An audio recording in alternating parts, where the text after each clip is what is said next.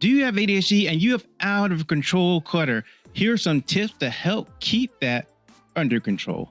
Now, the first thing is what I call places. Does this thing have a place in your home? Is there any place that you can put this thing? Okay, if you have something random sitting around the house and you're like, I really want this thing, and you look around your house or apartment and you don't see any place that you can put it, like you have all your stuff there, all that stuff is essential.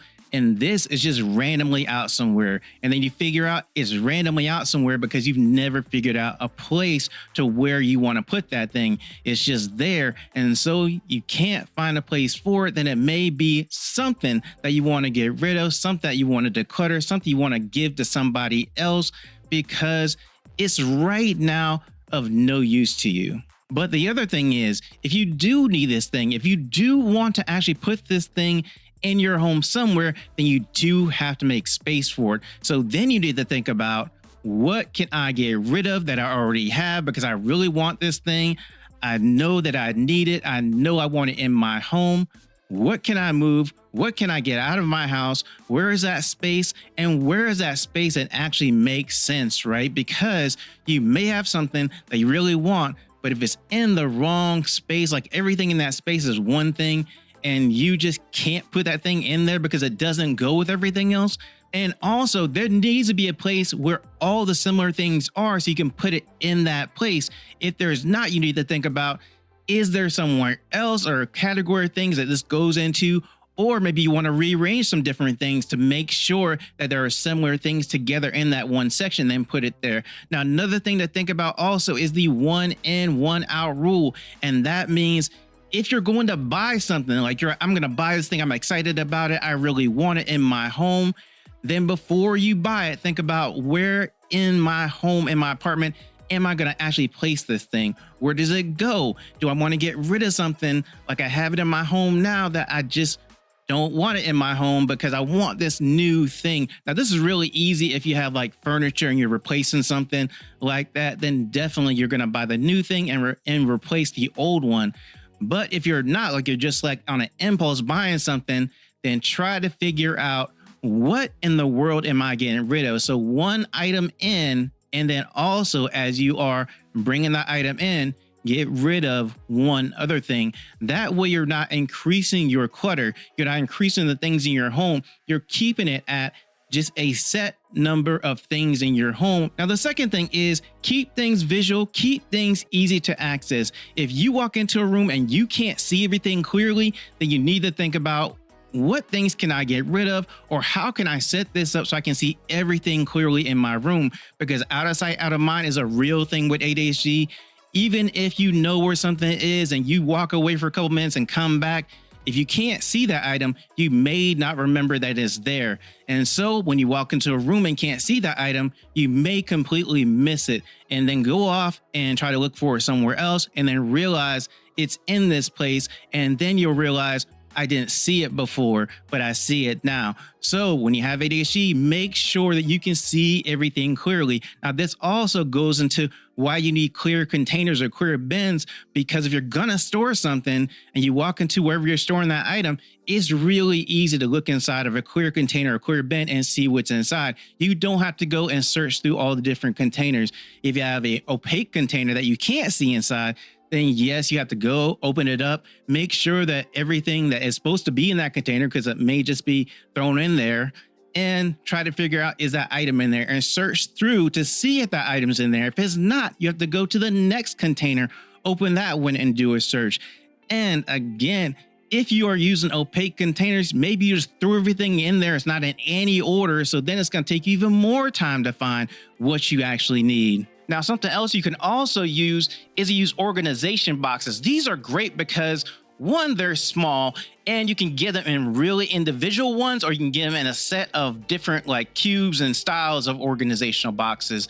And so the great thing about these is you can actually design them however you want to. You can put them on your wall, on the floor, wherever. You can put them up kind of high on your wall too and spread them out. They're really versatile in that way. Now, the cool thing about this is it makes it easy to see whatever is in that organization box. It's also very good because if you have something in there, it's easy to access whatever in there. So it's really good because then it gives you that extra place that you can look to where you can say, okay, I can't see this thing when it's down on this desk, but I can put it in an organization box and I can see it.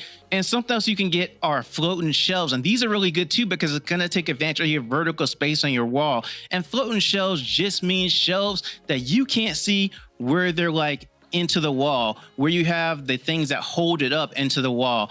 And so you just see the shelf and it looks like it's floating. And now the cool thing about floating shelves is the same as organization boxes. You can see what's on there really easily. You can access things really easily. Some people use floating shelves to actually put things on there for seasonal things like summer, fall, Christmas, holidays, whatever. They have different themes on their floating shelves, and that's an option as well. And you can also use the same things with hooks, and you can put hooks on your door, hooks on your wall, wherever you want to actually have hooks.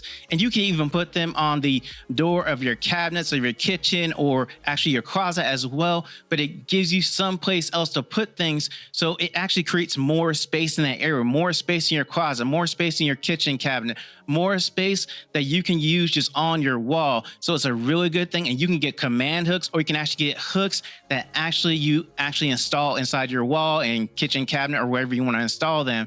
And something else that's really good for you that you may want to use are baskets. Baskets are awesome because of the fact that easy to see what's inside of a basket, easy to go and get whatever you have into the basket and get it out or put it in. And you can even just walk by, look inside and say, oh, okay, that's what's in that basket. But the other thing is they have them in a variety of sizes and also a variety of styles and a variety of colors. You can fit a basket just about anywhere, depending on what size you need. Now, another thing that you can actually do with baskets is you can get different colors for different things. So now all you have to do is actually look over, see the color and say, oh, I know what's in that basket. And the cool thing about it is you can use it in your bedroom, your kitchen, your bathroom, wherever you want to have a basket. And it's really versatile, but it's one of the best things for ADHD because of the fact that easy to see what is in there, and really easy to make sure that you have everything in there that you actually need. And the next thing you need to think about, does this thing have an actual purpose in my home or apartment? Am I actually going to use this thing? For example, anything that's broken in your house or apartment that you have not fixed, it's just sitting there, it's just taking up space. It doesn't have any purpose in your apartment. It's not usable. It's not actually doing anything for you. Might want to think about getting rid of and decluttering that stuff, because it takes up space and just makes your apartment or home just look more cluttered just by being there. And something else that doesn't have a purpose, things that you've bought that you never use, like you have these things in your home that you are excited about. You got them home and realize, I have no use for this. All these little gadgets that you have that you bought, were excited about. You saw the commercials like, oh yeah, I could use that. You get it home, you've had it for a while and you never ever use it at all. And so now it's just taking up space in your home, and you want to get rid of those things. You don't want them to take up that extra space that you can use for something else. And oh, this is a really good one for ADHD.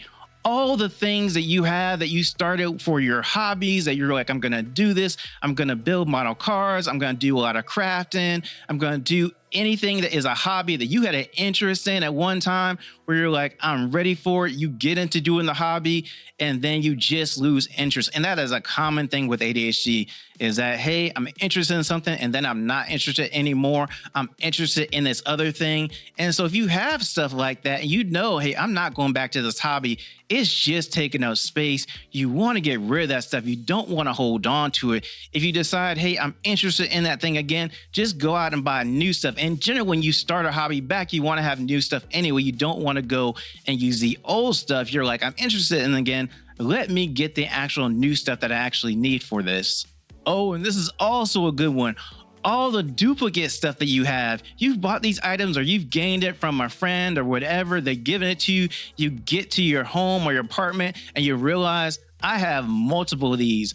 Maybe you bought it by mistake as well, and you just have way too many. You're just never going to use them, or it's going to be so long of a time to when you actually need to replace the one you actually have that you're just holding on to it. And hey, 10 years down the road, I may actually need this thing, and you're just keeping it. And there's no reason to keep it as a duplicate. It's just taking up space in your home. And it's something you can actually use for something you actually need, instead of holding this item that you are not sure you're ever going to use. And that brings me to this too.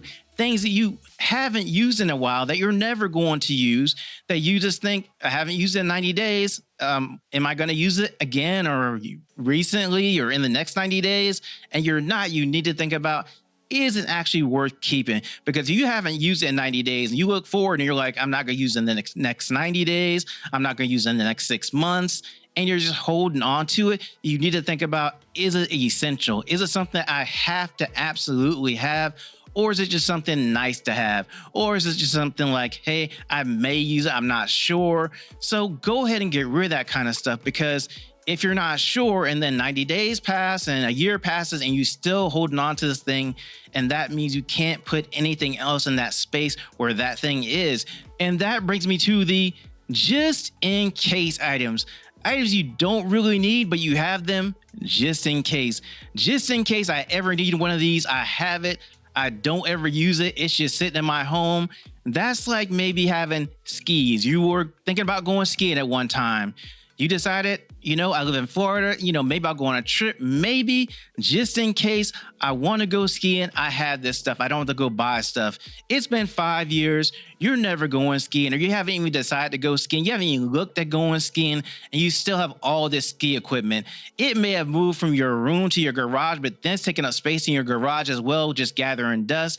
If it's a just in case item, unless it's super, super essential, go ahead and get rid of it, because that just in case situation may never come. And if it does come, then you want to go ahead and you'll go out and buy whatever you need.